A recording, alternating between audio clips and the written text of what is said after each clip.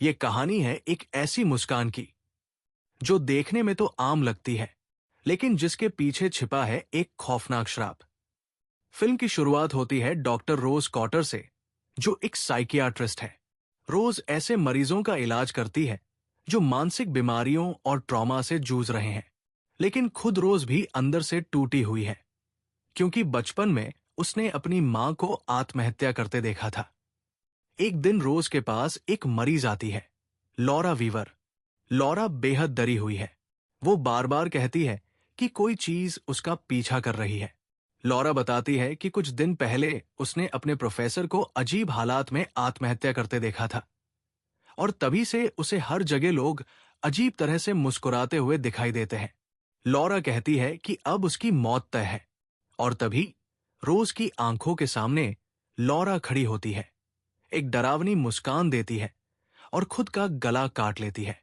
यहीं से शुरू होता है असली डर। इस घटना के बाद रोज की जिंदगी में अजीब चीजें होने लगती हैं। उसे हर जगह लोग अजीब तरीके से घूरते और मुस्कुराते नजर आते हैं। कभी उसकी मरीज, कभी उसका बॉयफ्रेंड, तो कभी कोई अनजान व्यक्ति। ये मुस्कानें अचानक डर में बदल जाती है। रोज को लगता है कि शायद वह भी पागल हो रही है, लेकिन जब उसे वही चीजें दिखने लगती हैं जो लॉरा को दिखती थी, तब उसे एहसास होता है कि मामला कुछ और ही है।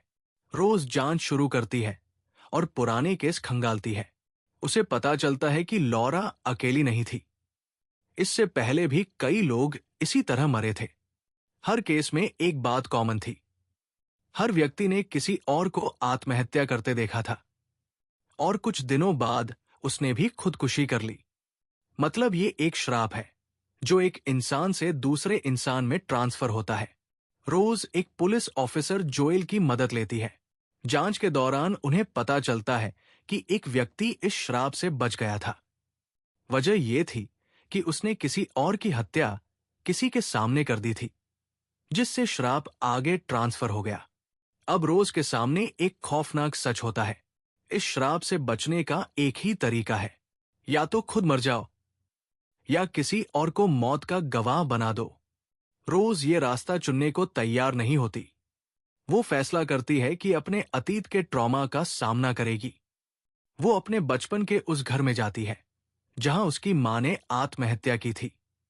वहां उसे अपनी मां की डरावन ई परछाई दिखती है। मां उसे ताने मारती है, डराती है और तोड़ने की कोशिश करती है।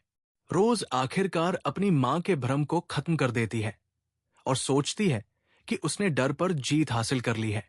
रोज को लगता है कि अब सब खत्म हो गया है, लेकिन यही सबसे बड़ा ट्विस्ट है।